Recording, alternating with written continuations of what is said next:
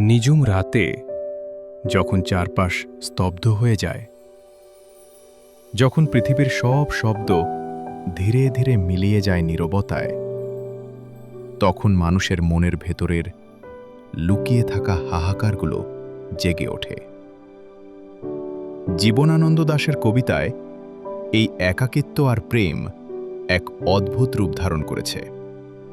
চলুন শুনে নিই সেই রূপালী রাতের কিছু অমেয় বাণী।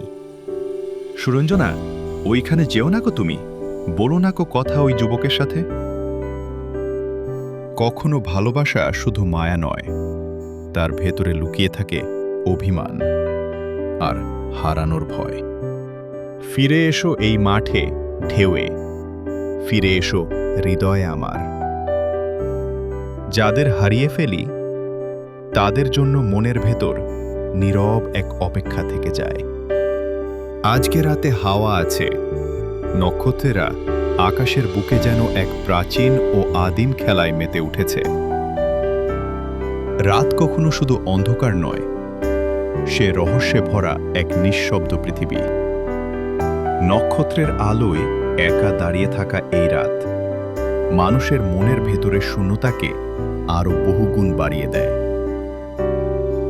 কিছু রাত আছে যেখানে নীরবতাই সবচেয়ে বেশি কথা বলে। সবাই চলে যায়, শুধু নিয়তি আর একাকিত্ব মুখোমুখি বসে থাকে, যেমন বসে থাকে সমুদ্রের বুকে এক নিঃসঙ্গ নাবিক।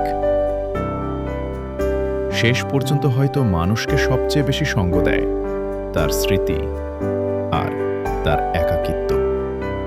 নিঃসঙ্গ রাতে যখন আকাশ ভরা নক্ষত্রের দিকে তাকান, তখন কার কথা আপনার সবচেয়ে বেশি মনে পড়ে? কোন মানুষটি আজও আপনার নীরবতার ভেতর বেঁচে আছে? আপনার অনুভূতিটি আমাদের কমেন্ট বক্সে শেয়ার করতে ভুলবেন না।